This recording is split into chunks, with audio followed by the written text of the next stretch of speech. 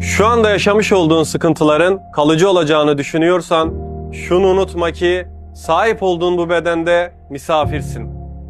Bulunmuş olduğun bu odada misafirsin. Yaşadığın şehirde misafirsin. Dünya gezegeninde misafirsin. Hatta bu evrende dahi bir misafirsin.